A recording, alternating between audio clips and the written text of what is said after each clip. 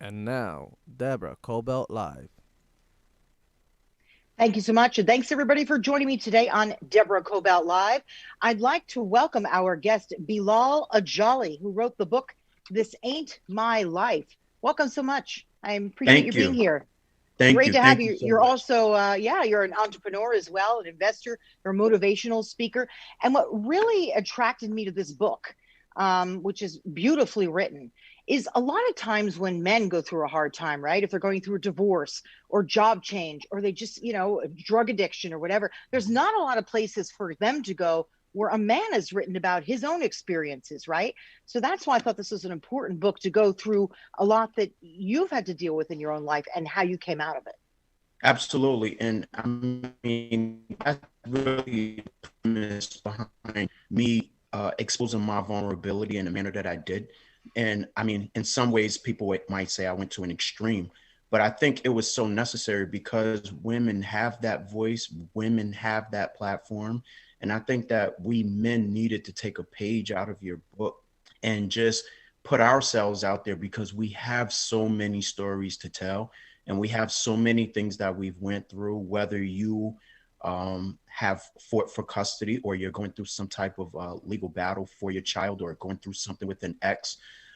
There's so many things that men have to say that they just don't. And I think that there's a premise behind the male mindset that forces us to not speak because we're so caught up in being macho all the time. Right. And Either not speak about it, don't admit it, or don't even know where to go to get for, a little correct. help, And right? and right. And this machismo that we go through, it hinders us because we're never really able to articulate or express what it is that we're going through. So we tend to really go through it silently. Yeah, and then that's difficult for us, right? Because then we're trying to get something out of you guys, and it's like, no, no, no, we're fine. And then that just starts a whole spin cycle. Tell me where you were in life when you were sort of at a high point, right? You were emceeing at some of the really cool clubs in New York. What were you doing? And then how did you slide? What happened? Yeah, exactly. And I mean, MCing to a degree where, I felt I was very close to a breakthrough. I was opening up for a lot of headlining artists. I was putting out a lot of good music. I was touring around the country. And I mean, I was really gaining a lot of notoriety. But behind the scenes, I was really failing with my personal life. And I had to make a really, big decision on my parenting and how I wanted to move forward with my children. And so I think what caused a lot of that turmoil was when, my divorce took place and I started going through a joint custody battle for my children and entering into the court system, very naive and young. I didn't know a lot about, the court procedure or process. And that kind of, took a big turn in my life as far as, what I was going to do personally for myself. Hmm. You were also a very young parent first time, right? How old were you?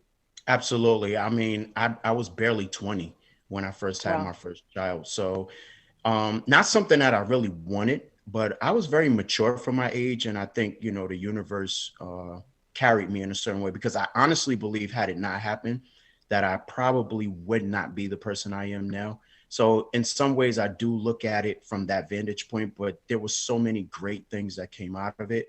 And I think that by some of the crowds I was hanging around, some of the decisions and choices I probably would have made, me having that child helped prevent some of that because I decided to really take mm. on this responsibility in the most mature fashion.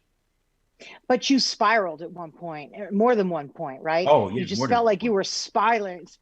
Tell us about that, if you will, even your lowest point, because a lot of people out there listening and watching, they feel that way, and they don't really know where to go to even start to get help. So tell us about that and your journey back. Okay, so my spiral begins with the inception of the backstory of the relationship between me and my father. Right. My father, I came from a deeply religious family and also deeply religious background.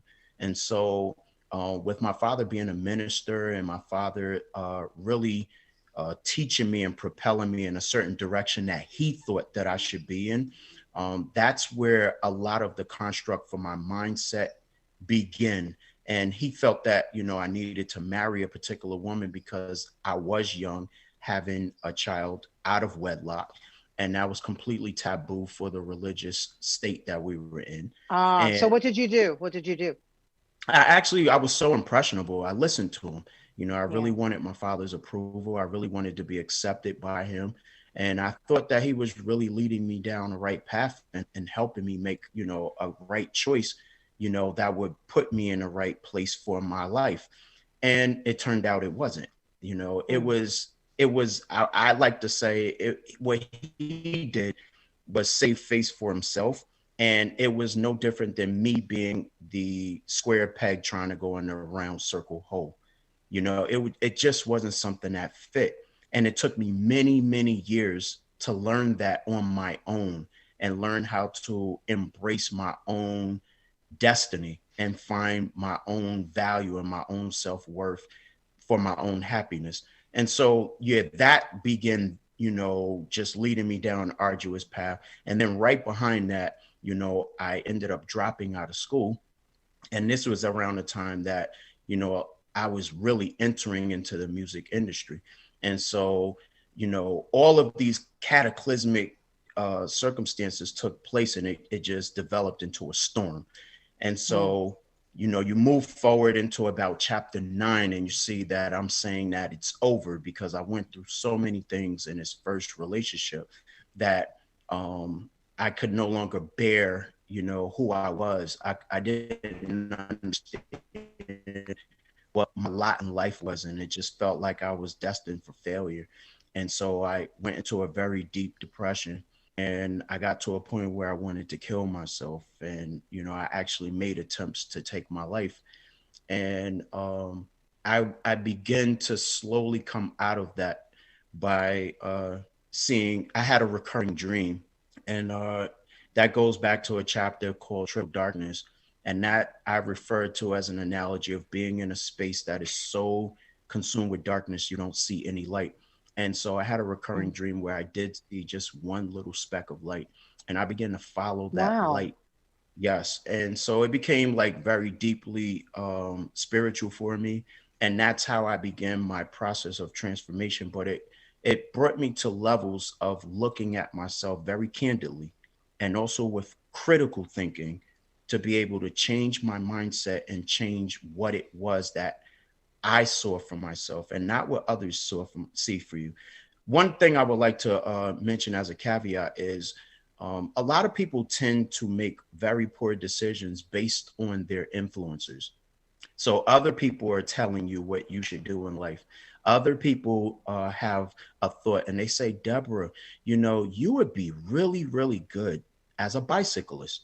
You know, I see you jogging and bicycling. You have such great form and you should enter into competition. You're like, you know, I really want to be a news anchor. I really want to do this, but you'll be swayed by all of your influencers in your life to do something that you really don't want to do. It's not a passion of yours.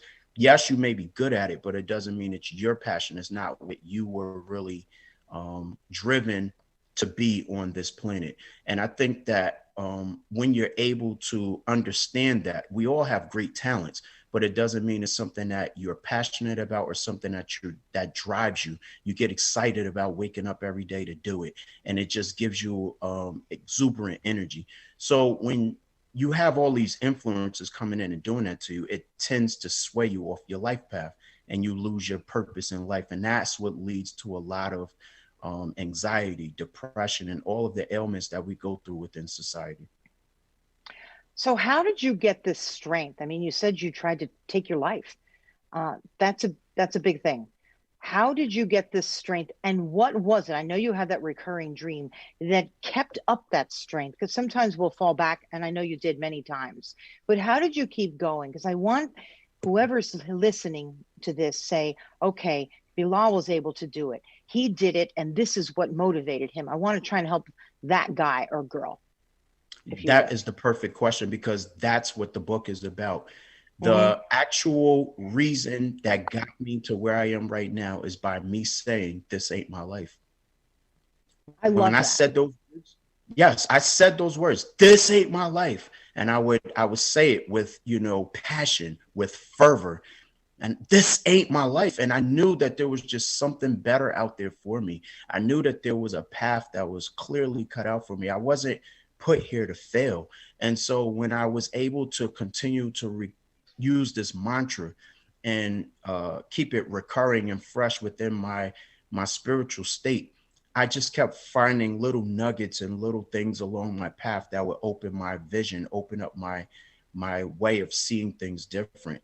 And I talk about all the processes that I took inside the book. I talk about how, I began to read. I went to school and got a master's degree. I started moving into my first love. I think one of the best things anyone can do is figure out this very nostalgic place in their life where they were the most happiest. And once Remember you we can, talked about that. Remember we talked about absolutely. that, and I said to you, what makes you happy, or what made you happy as a child? I believe if you go back to that point, you can almost start there, right? Yes, Because because I think, that is really the beginning point. Because when we're children, what we do in naivety is that we move towards our passions because we don't let people tell us what we can't do. But as we get older, we assume a lot of society's constructs within our mindset, and we allow barriers to be formed. But if you could go back to that place where you said with passion, oh, I was going to be a doctor, or I was going to be a veterinarian, or I was going to be a writer for this magazine. You were excited about it, whether you were in middle school or whatever it was. And you somewhere along the line, you let that go. And if you really were happy with that, you need to stick with that and get back to that. And that's what I did. I found that space, that place, and I started building off of that foundation to create, you know, all of that energy that I was lacking, all of that passion and desire that I was missing. I went right back to that place and I started building from there. so what you did essentially, you believed in you and not what other people told you that you were. That really is it right there. That's correct. And Yeah. what made this story so unique was that I found that so many men were going through these same things that I was going through. As much as my story is unique in a lot of ways, so many people can identify with, especially males. Not to say that, women and others can't, but men in particular who are going through struggles where they were working. I remember I was in LA and I met this wonderful family, and this guy said, that he was, had this wonderful job. I think he was, in the millionaire status. He had a beautiful $1 million home and he lost it. And from that time that he lost it, you could see he lost his confidence. He lost a sense of who he was. He didn't know how to recover from it. And it began to bring a lot of challenges and strain on their relationship. And as he's hearing me talk, he's saying, oh my God, all the things you're saying, I can relate to. I can relate to feeling like a failure. I could relate to not being able to rebound. I don't know who to talk to. I don't know how to get around these obstacles to get back to what I wanted to do. And then on top of that, to make it even worse, I don't even think he was happy doing what he was doing. Yeah. A lot of people get stuck in that, right? So, what would you advise men who very often won't reach out for help? Either they don't think they need any, that everything's fine, they don't want to deal with it. What would you advise somebody who needs to reach out but isn't? Well, the very first thing is that, I mean, we're all in charge of ourselves. Yeah. And, one of the things you hear in a lot of relationship strategists or counselors is that the new type of talk is that people are constantly looking for other people to make them happy. Mm, And that's a big no-no. If you're getting in a relationship because you want someone else to fulfill your happiness, you're always going to be empty. So, you're marrying because I want him to do this for me. You're marrying her because I want her to do these things for me. And if she does them, I will be happy. This is incorrect thinking. So the very first thing is to be able to be in charge of what you want, who you are, and where you're going. And that's a very hard thing to do. For a lot of us, we shy away from those things because we have to look at ourselves critically and we have to look in that mirror. We have to be able to love the reflection we see. We have to be able to look at our quirks and our shortcomings and be able to build upon those. And so one of the first things that I teach is vulnerability should be looked at and used as a strength. It shouldn't be looked and viewed as a weakness. It should be looked and viewed as a strength. We go through points in our lives because it is there to make us better. It is there as an indicator to show us that we have either taken a wrong path or we're not exactly where we need to be. So we go through these obstacles as life lessons to become better people. And so when I look back at my story and I'm like, oh my God, like if anyone's listening, they're like, I needed to go through all of that. Like, really? You know?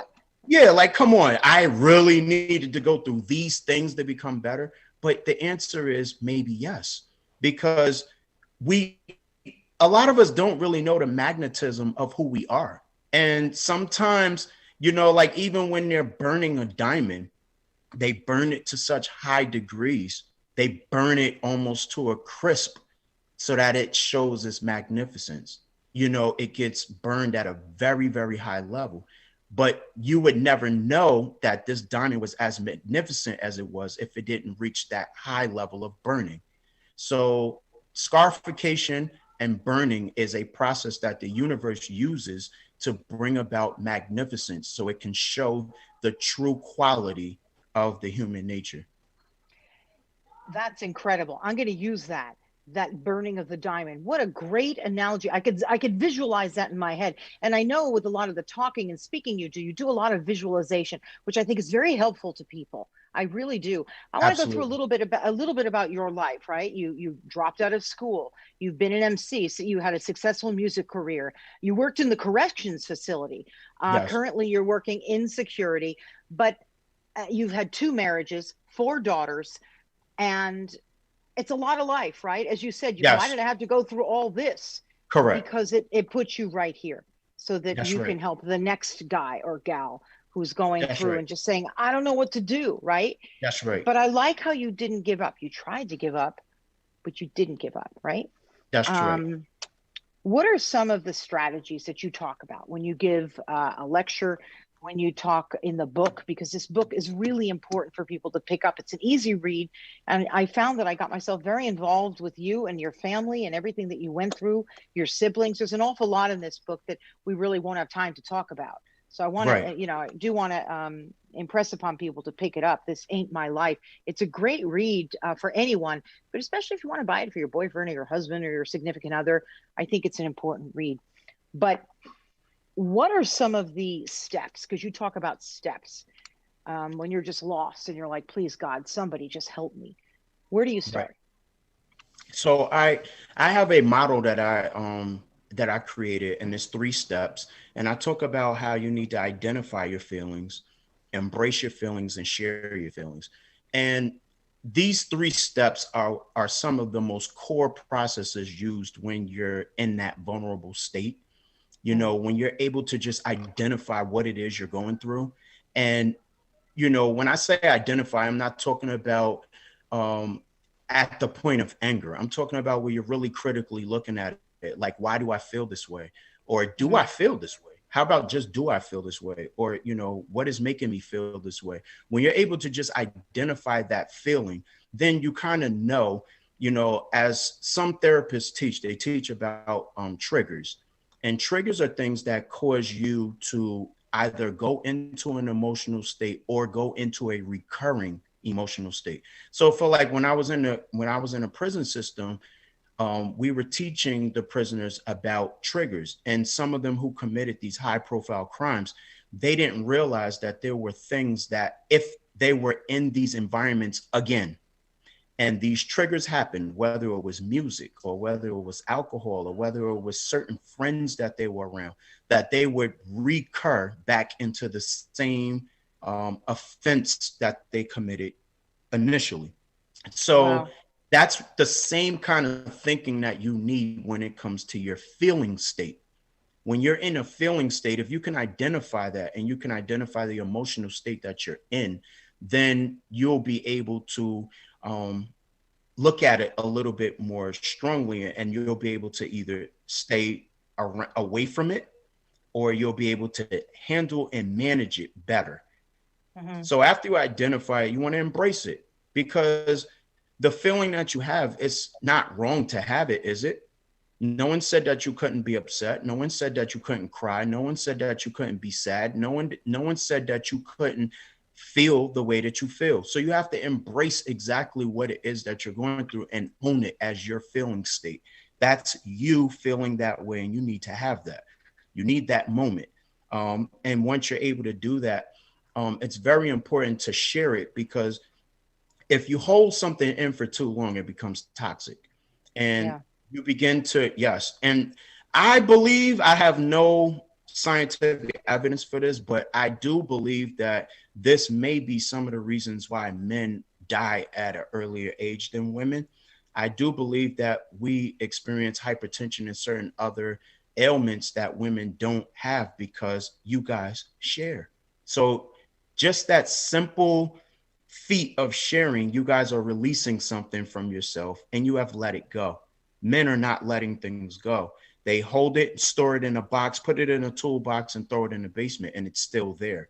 So it's not really released. But I think sharing is also very dangerous. And I teach ways to share, because not everyone is, they're not privy, or they shouldn't be welcome into that space of yours. Some people cannot be trusted. So it's a very sensitive thing to share. And I'm not talking about sharing with social media or certain other social platforms. That's not sharing. That's venting. There's a whole different thing with that. I'm talking about actually sharing your feelings and being able to be mature enough to own up your part of how you feel and be able to acknowledge what it is that you experienced and went through. And so I believe that when you are able to manage these three components, that helps you to get through and handle vulnerability like a pro. And now you are an evolved person, you are an evolved man. And so, or woman.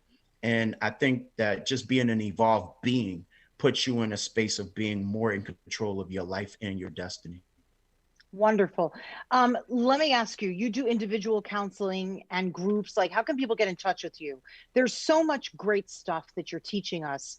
And again, I want to implore people, please pick up this book, This Ain't My Life, because a lot of these lessons are right here. He talks about it. But for people who want to get in touch with you, how can they do that, and how can they find you?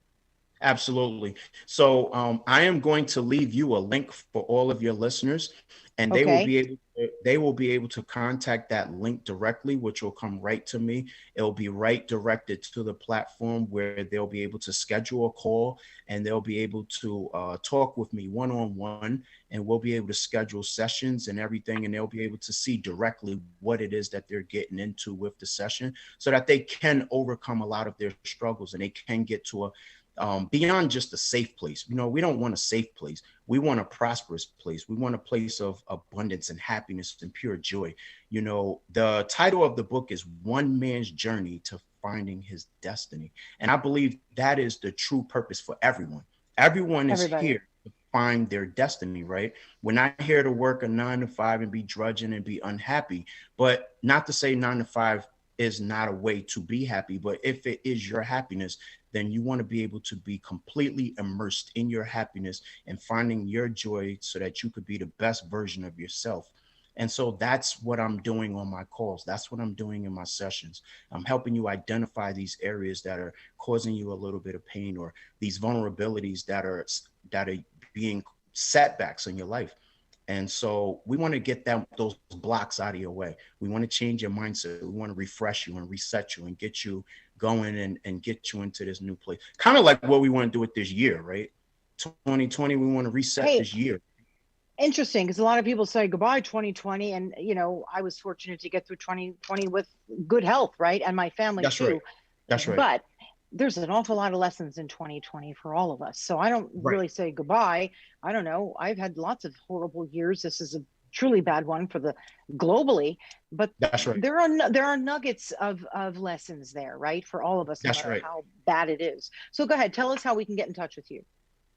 So you wanna first email me, and you want to email me at alaji95 at gmail. Now, for people who cannot figure out how to spell that, I'll put it on my social media. So we're gonna talk about this and post some promos of our show too, and I'll make sure that I have Correct. it so that people could see that. So first to email you, I know that you're also on Instagram and all the other social medias, and I'm sure that they could That's direct correct. message you that way too, right? I do that all Absolutely. the time. I find people, even really well-known people, and they'll just write right back. It's a great way to get to people.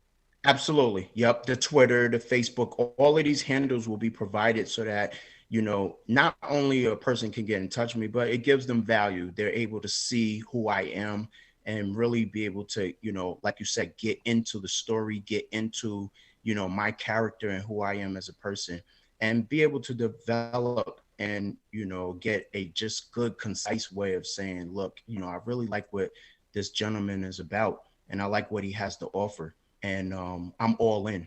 So Well, I yes, do. I really do. I read about you and it attracted me, and I just know a lot of people who watch and listen to the show. I think it'll really help them as well. So I appreciate you coming on. I really do. absolutely. I Bilal, appreciate you having me. yeah, I mean, it's a terrific book. I mean, I hope people pick it up and I hope they get in touch with you. So, Bilal Ajali, thank you very much. I hope you have a wonderful holiday with your family. I do. I know it's still not easy. It's not easy for any of us. So, we just do the best we can, right? This ain't my life, everybody. Thanks for being here. And we will be posting promos with him and information on how you can get in touch. And I assume that the book is available on Amazon or anywhere else. Is that right? Oh, yes, it is. And there's even an audio book. So, for your listening pleasure, you'll be able to hear all of the inflections and tones and pain within the story. Yeah, and it's a Pinnacle Book Achievement Award too. I'd like to say that. So thank you Oh, again for being absolutely. here. Yeah, Thank thanks so you. much for, yeah, And you absolutely. take Thanks care, and everybody. Happy New Year to you. Happy New Year to all of us, right? It's like I can't even believe that the holidays, we celebrate Christmas and already it's next week. I'm like, oh gosh, I'm not even ready for Exactly. anything. So, but what matters most is, family around us. So thank you again, Absolutely. everybody, for tuning into Deborah Kobylt Live. You can find us anywhere, YouTube, Facebook. We're on Amazon podcasts now, Spotify. We're just about anywhere that you listen or watch your podcast, you'll find us. Again, Deborah Kobylt Live. And everybody have a wonderful holiday. We appreciate you being here, and we'll see you next time. Bye-bye.